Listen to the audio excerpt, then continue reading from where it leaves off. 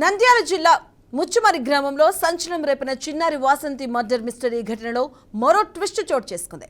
కేసులో ఇప్పటికే 3 మైనర్లు 2 మేజర్ నిందితులను రిమాండ్కు తరలించారు. 14 రోజులు గడుస్తున్న చిన్నారి మృతదేహాన్ని గుర్తించడం కోసం పోలీసులు విశ్వ ప్రయత్నాలు చేశారు. ముచ్చుమరి గ్రామానికి చెందిన మరో 3 పోలీసులు అనుమానితులుగా భావిస్తున్నారు. ఇక ముచ్చుమరి బాలిక ఘటనలో హుస్సేన్ అనే వ్యక్తి అనుమానాస్పద స్థితిలో మృతి చెందాడు. ఎవరైనా కొట్టి చంపారా లేదా ఇతర కారణాలు ఏమైనా ఉన్నాయా అనే కోణంలో దర్యాప్తు చేస్తున్నారు పోలీసులు. అయితే ఒంటిపై గాయాలు ఉండడంతో పోలీసులు 3rd డిగ్రీ ఉపయోగించారని బంధువులు ఆరోపిస్తున్నారు.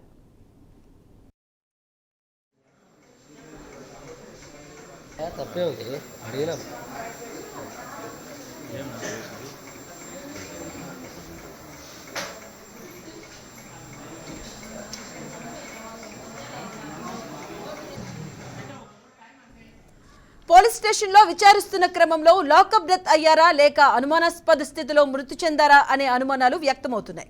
మృతదేహాన్ని పోస్టుమార్టం నిమిత్తం నంద్యాల ప్రభుత్వ ఆసుపత్రికి తరలించారు. ఈ నేపథ్యంలో నందికొట్టూరులో హైటెన్షన్ వాతావరణం తలెత్తింది. దళిత సంఘాలు పోలీస్ స్టేషన్ ముట్టడికి ప్రయత్నించాయి. ఇదిలా ఉంటే శాంతి భద్రతలు ప్రజలకు రక్షణ కల్పించడంలో వైఫల్యం చెందారంటూ సిఐఎస్ఐపై సస్పెన్షన్ వేటు వేశారు. ముచ్చుమరి ఘటనలో పోలీసులకు మైనర్లు ఒక్కొక్కరు ఒక్కొక్క రకంగా వాంగ్మూలం ఇవ్వడంతో పోలీసులు షాక్ తిన్నారు.